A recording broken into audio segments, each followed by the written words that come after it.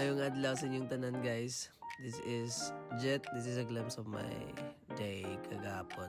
So nagkuhan mi sa session for the upcoming sports complex sa atong munisipyo. Then after ana nang-attend mi og graduation ceremony para sa atong mga daycare center graduates from the 21 daycare center in the 21 barangay of Mainit. So big shout out guys sa atong abtik na mayor o vice mayor sila Honorable Ramon Beltran Mondano o Presenta Alves Mondano kay dako gid ilang plano sa atong mga bata diri sa atong lungsod sa Mainit.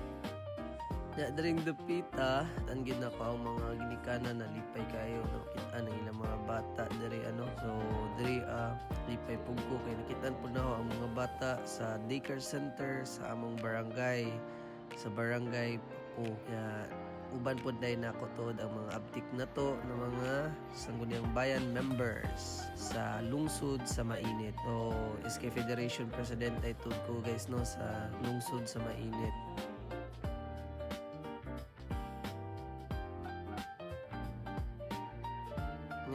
Diri guys, nagpa-picture ta sa mga bata sa daycare center sa Barangay Paco with their teacher si Auntie Inday kaubanan nato sa FJA Paco. Then sila po di ay tuod ang nag-lead sa doxology, sa Philippine flag, then sa Mainit hymn. Then also kinipod na time kita pod ang nag-welcome sa opening ceremony meaning moving up activity no sa early childhood care and development program sa lungsod sa Mainit.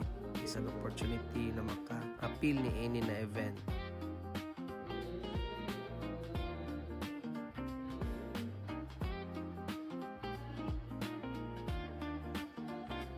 Big shout out po to guys sa atong mga barangay officialis sa punong barangay, barangay Kagawad, and also is chairperson na ni-attend aning programa.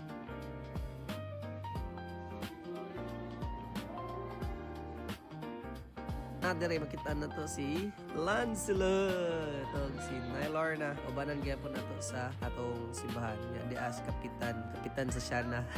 Ito is chairperson na sa Shana. Nag-message dayon si Uncle Iping diri kasi dyan may gibilinan ni Mayor. Kaya na dayon guys, balik na po sa mga presentation sa mga bata. Also na po presentation sa atong mga teachers sa matag daycare center. Diri ganyo, kasayaw na po na si Uncle.